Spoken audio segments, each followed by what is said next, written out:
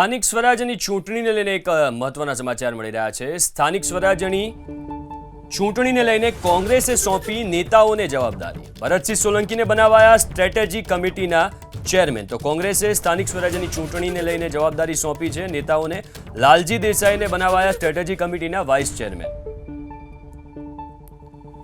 તો ભરતસિંહ સોલંકીને સ્ટ્રેટેજી કમિટીના ચેરમેન બનાવાયા છે, તો લાલજી દેસાઈને સ્ટ્રેટેજી કમિટીના વાઇસ ચેરમેન બનાવાયા છે। હેમાંગ વસાવડાને બનાવાયા સ્ટ્રેટેજી કમિટીના કન્વીનર। શક્તિસિંહ ગોહિલને બનાવાયા કેમ્પેન કમિટીના ચેરમેન। સ્થાનિક સ્વરાજ્યની ચૂંટણી હવે ગણતરીના દિવસોમાં થોડાક સમયમાં જ એની જાહેરાત પણ થઈ જશે, ત્યારે કોંગ્રેસે નેતાઓને જવાબદારી સોંપી। એડિટર રોનક પટેલ ફોનલાઈન ઉપર જોડાયા છે। સર, સ્થાનિક સ્વરાજ્યની ચૂંટણીને હવે થોડોક જ સમય રહી ગયો છે અને કોંગ્રેસે જવાબદારી સોંપી દીધી છે।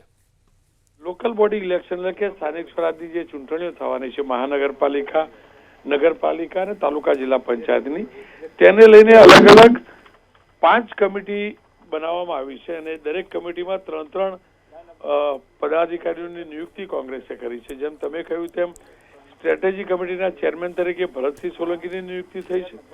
કેમ્પેન કમિટીના ચેરમેન તરીકે શક્તિસિંહ ગોહિલની નિયુક્તિ થઈ છે। ઇલેક્શન મેનેજમેન્ટ કમિટીના ચેરમેન તરીકે સિદ્ધાર્થ પટેલની નિયુક્તિ થઈ છે। પ્રોગ્રામ ઇમ્પેક્ટ કમિટીના ચેરમેન તરીકે જગદીશ ઠાકોરની નિયુક્તિ થઈ છે। મેનિફેસ્ટો કમિટીના ચેરમેન તરીકે શૈલેષ પરમારની નિયુક્તિ થઈ છે। આ 5 કમિટી પૈકીના 4 કમિટીના ચેરમેન જોઈએ તો એ 4 ચેરમેન એટલે કે ભરતસિંહ સોલંકી, શક્તિસિંહભાઈ ગોહિલ, સિદ્ધાર્થ પટેલ, જગદીશ ઠાકોર, આ 4 એ નેતાઓ છે જેઓ પ્રદેશની અંદર પ્રદેશ અધ્યક્ષ રહી ચૂકેલા છે। વાઇસ ચેરમેનોની વાત કરીએ તો સ્ટ્રેટેજી કમિટીના વાઇસ ચેરમેન તરીકે લાલજી દેસાઈ અને કન્વીનર તરીકે હેમાંગ વસાવડા, ડોક્ટર હેમાંગ વસાવડા આપણે તમામ લોકો જાણીએ છીએ, એમને કન્વીનર બનાવ્યા છે। કેમ્પેન કમિટીના ચેરમેન તરીકે શક્તિસિંહ ગોહિલને બનાવાયા છે। પરત ધાનાણીની સક્રિય કરાયા છે, એમને વાઇસ ચેરમેન બનાવ્યા છે કેમ્પેન કમિટીમાં। ગેનીબેન ઠાકોરને કેમ્પેન કમિટીના કન્વીનર બનાવાયા છે। સાથે જ ઇલેક્શન મેનેજમેન્ટ કમિટી બનાવાઈ છે અને એની જવાબદારી સિદ્ધાર્થ પટેલને ચેરમેન તરીકે સોંપાઈ છે। જિજ્ઞેશ મેવાણીને વાઇસ ચેરમેન બનાવાયા છે। બિમલભાઈ શાહને કન્વીનર બનાવવામાં આવ્યા છે। પ્રોગ્રામ ઇમ્પ્લિમેન્ટેશન કમિટીની અંદર જગદીશ ઠાકોરને ચેરમેન બનાવ્યા છે। ઇન્દ્રવિજયસિંહ ગોહિલને વાઇસ ચેરમેન બનાવ્યા છે। હિંમતસિંહ પટેલને કન્વીનર બનાવ્યા છે। મેનિફેસ્ટો કમિટીની વાત કરી લઈએ તો શૈલેષ પરમારને મેનિફેસ્ટો કમિટીના ચેરમેન બનાવાયા છે। ઋત્વિજ મકવાણાને વાઇસ ચેરમેન બનાવ્યા છે। સાથે મનીષ દોશીને એક મહત્વની જવાબદારી સોંપાઈ છે।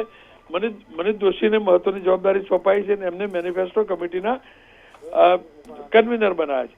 કુલ 3 ધારાસભ્યો મને અહીંયા લિસ્ટમાં દેખાઈ રહ્યા છે। એક શૈલેષ પરમાર, જિજ્ઞેશ મેવાણી, બંને ધારાસભ્યો છે જેમને અલગ અલગ કમિટીઓમાં વાઇસ ચેરમેન બનાવાયા છે। બાકી જે દેખાઈ રહ્યા છે તે પૈકીના પૂર્વ ધારાસભ્યો છે। બિમલભાઈ શાહ આપણે જાણીએ છીએ, પૂર્વ મંત્રી પણ હતા। આ કમિટીઓની જાહેરાત થઈ ચૂકી છે। કુલ મળીને ઇલેક્શનની તૈયારી માટે હવે કોંગ્રેસ હાલ સજ્જ થતું એવું જણાઈ રહ્યું છે। બીજી 2 કમિટીઓની પણ જાહેરાત થઈ ચૂકી છે। મીડિયા કમિટીમાં અમીબેન યાજ્ઞિક રાજ્યસભાના સભ્ય હતા, તેમને મીડિયા કમિટીના ચેરમેન બનાવ્યા છે। લલિતભાઈ કગથરા વાઇસ ચેરમેન બનાવવામાં આવ્યા છે। ગ્યાસુદ્દીનભાઈ શેખ મીડિયા કમિટીના કન્વીનર બનાવ્યા છે। પબ્લિસિટી કમિટી જે છે એમાં કદીરભાઈ પીરજાદા સુરતના નેતા છે, સુરતના પૂર્વ મેયર છે, એમને ચેરમેન બનાવ્યા છે। અનંત પટેલ આપણે તમામ જાણીએ છીએ, ધારાસભ્ય છે દક્ષિણ ગુજરાતથી, તેમને પબ્લિસિટી કમિટીના વાઇસ ચેરમેન બનાવ્યા છે।